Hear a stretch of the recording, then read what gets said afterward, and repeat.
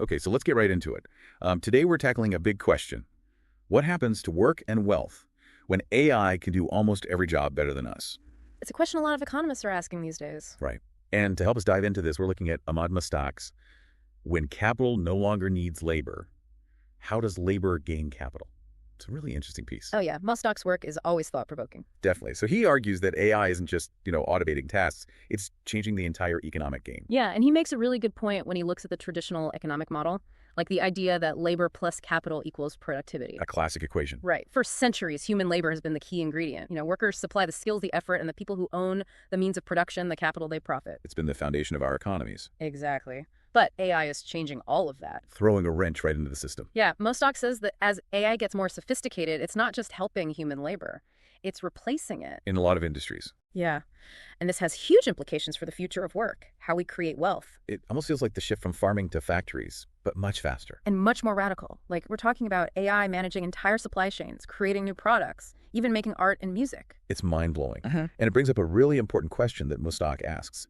If AI is creating most of the value, then who owns that value? Right. Who benefits from all of this? We're already seeing hints of this shift with companies like Uber and DoorDash. How so? Well, they're not just transportation or food delivery companies. They're AI-powered platforms. It's their algorithms that are making them successful, not just the drivers or restaurant workers. Those are really good examples, and it's not limited to just those industries.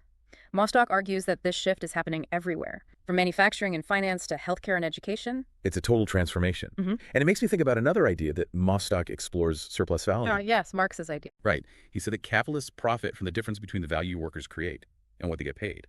But what happens to surplus value when AI becomes the main worker? It's a fascinating question. Because if AI is doing most of the work, then the surplus value shifts to the people who control the AI.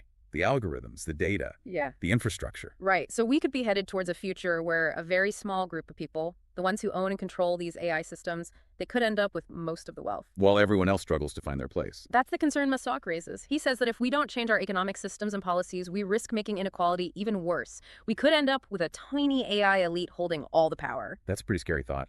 And it shows how important it is to start thinking about these things now before it's too late. Exactly. We need to be proactive. Yeah. We need to find solutions that make sure everyone benefits from AI, not just a select few.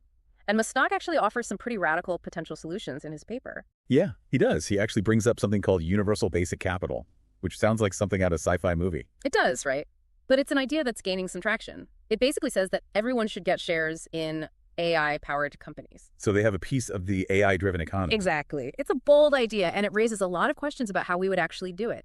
But it's a conversation starter. It forces us to think differently about wealth creation and who benefits. I like that. And Mostok doesn't just stay in the theoretical realm.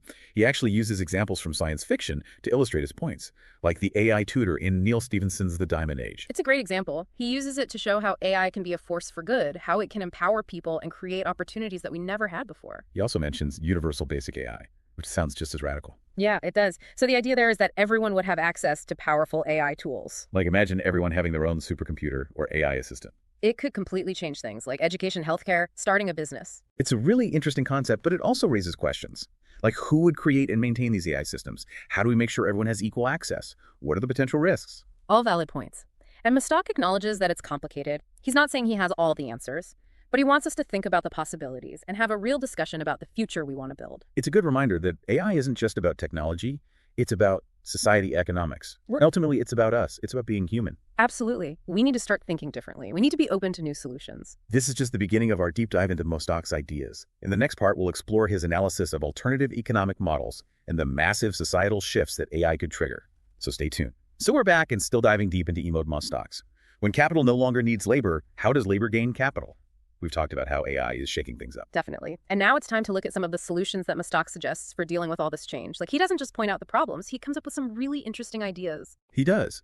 And one that really stood out to me was democratizing AI. What does he mean by that? Well, he's basically saying that if we want AI to benefit everyone, we can't let it be controlled by just a few companies or individuals. That makes sense. Like, we don't want a repeat of what happened with the internet, where a few big tech companies ended up with so much power. Exactly. And Mostok is really concerned about monopolies forming in the AI sector. He thinks it's crucial to prevent that from happening. I agree. But how do we actually do that? It seems like a huge challenge. Well, Mostok has a few ideas. One is open source AI platforms. What does that mean? So imagine a world where the basic building blocks of AI, like the algorithms, the data sets, the tools, they're all freely available for anyone to use and modify. That would be amazing. It would give so many more people the chance to work with AI, not just the big companies with tons of resources. Exactly. And he also talks about data ownership. Ah, yeah, that's a big one. Right. Remember we were talking about surplus value? Well, Mustak thinks that individuals should have more control over their own data and maybe even earn some money from it. So instead of just being tracked and targeted by advertisers, we could actually get something back when companies use our data to train their AI. That's the idea. It's about giving people more power and agency in this new data-driven economy. I like that. And it fits with the whole idea of AI empowering individuals, which is something Mustak talks about a lot. Absolutely. And he brings up universal basic AI, again, as a way to level the playing field. We're giving everyone access to powerful AI tools. Exactly. It could revolutionize so many things, like education. Think about personalized AI tutors that adapt to each student's needs. Wow, that would be incredible. It would make quality education accessible to everyone. And the same goes for healthcare. Imagine AI-powered diagnostic tools that could be used anywhere in the world, even in remote areas. That would be a game changer. Yeah. And Mustak also talks about AI helping people start and run their own businesses. Right. It could give people the tools they need to be successful entrepreneurs without needing a ton of capital or technical expertise. It's a really inspiring vision of how AI could create wealth and distribute it more fairly. But of course, it's all very ambitious. Some of these solutions sound almost utopian. They do. I mean, how realistic is all of this? Mustak admits that it's not going to be easy. He says we need to fundamentally change our thinking. We need to be open to new economic models and new ways of doing things. He's drawing inspiration from science fiction, but he's also trying to ground his ideas in practical terms. So he's not just dreaming, he's actually trying to figure out how to make this stuff happen. Exactly. He's arguing that AI isn't just a technological revolution. It's a chance to rethink everything about how we work, how we create value, even how we measure success. And he doesn't shy away from the potential downsides either. No, he doesn't. We've talked about job losses and inequality, and Mustak believes we need to find solutions for those problems too. So what does he suggest? Well, earlier we mentioned universal basic income as a way to help people who lose their jobs because of automation. And Mustak sees that as a starting point. Yeah. But he argues that it's not enough. It might help people financially, but it doesn't really change the power dynamics of an AI-driven economy. So he's looking for something more transformative. Yeah. Something that gives people a real stake in the future. Exactly. And he brings up the work of John Maynard Keynes, who was a famous economist. Yeah, I've heard of him. So Keynes believed that governments should play an active role in managing the economy, especially during times of crisis. And Mustak applies this idea to the age of AI. He's saying that governments need to step up and help us navigate this transition. Right. He doesn't think we can just leave everything up to the market. Because if we do, the benefits of AI might only go to a small elite group. That's his concern. And he actually brings in some ideas from the post-Keynesian school of thought, which emphasizes the role of government in creating jobs and keeping the economy stable. So he's really calling for a pretty big shift in how we think about economics. Yeah, he is. And he sees some similarities between the challenges we're facing now with AI and what happened during the Great Depression. Like the potential for mass unemployment and economic instability. Exactly. And he argues that without government intervention, things could get really bad. It's a sobering thought. Like AI has this incredible potential to create wealth and prosperity, but it could also lead to chaos and hardship. And he's not just focused on the economic side either. He also talks about the social and ethical implications of AI. Like what? Well, he thinks we need strong rules and regulations to make sure AI is developed and used responsibly. Yeah, that makes sense. We don't want AI to become dangerous or out of control. Exactly. And he raises some really deep questions about the future of society, the nature of work, what it means to be human in a world where machines are becoming more and more intelligent. That's a lot to think about. But Mustak gives us a framework for starting to grapple with these really complex issues. And in the final part of our deep dive, we'll look at some of his specific policy recommendations. And we'll talk about the potential pitfalls we need to avoid as we move into this AI-driven future. Okay, so we're back for the final part of our deep dive into Imad Mustak's When Capital No Longer Needs Labor, How Does Labor Gain Capital? We've covered a lot of ground. We have. We've talked about the potential problems AI could cause, but also some of the exciting possibilities. And now we're going to focus on Mustak's policy recommendations. Right. The concrete steps he thinks we need to take to make sure AI benefits everyone. He seems to be arguing that governments have a really important role to play here. Definitely. He's not a fan of just sitting back and waiting to see what happens. He thinks we need to be proactive. Absolutely. Okay. And one of the key areas he focuses on is data rights and privacy. Which makes sense. We've talked about how valuable data is becoming in the AI economy. Right. It's like the new oil. Yeah. And Mustak believes individuals should have more control over their own data. Instead of just letting companies collect and use it however they want. Exactly. He suggests exploring models where individuals could actually earn money from their data. Like royalties or dividends. Yeah. It's a radical idea, but it would definitely shift the balance of power. It would give people more agency, and it would acknowledge that their data has real value. Right now, most people don't even know how their data is being used.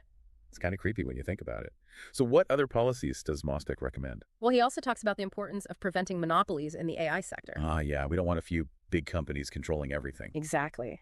And we've seen how that can play out in other industries, like with the internet. He doesn't want to see that happen with AI. He wants to make sure there's competition and innovation. So how do we stop monopolies from forming? Well, Mostok has a few ideas. He talks about promoting open source AI platforms. So making sure the basic building blocks of AI are available to everyone. Exactly. And he also suggests encouraging data sharing initiatives and making sure government funding for AI research isn't just going to big corporations.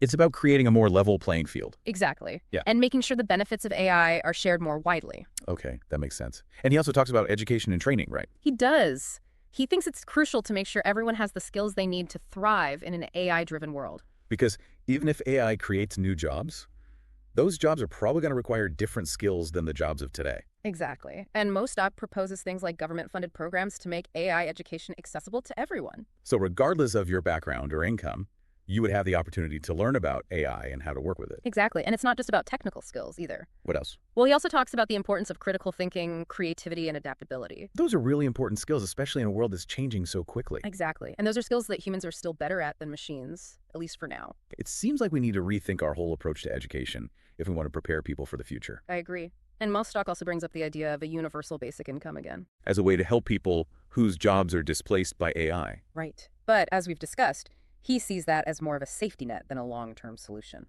It doesn't really address the bigger question of how people find meaning and purpose in a world where work is so different. And that's a really important point.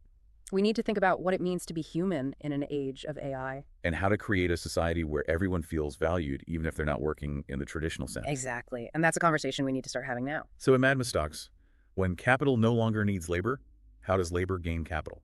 It's been a fascinating read. It really has. It's given us a lot to think about. And hopefully it's given our listeners some food for thought as well. I hope so, because the future of AI is ultimately up to us. It's about the choices we make, the policies we implement, the world we decide to build. Exactly. So let's make it a good one. That's a great note to end on. Thanks for joining us for this deep dive.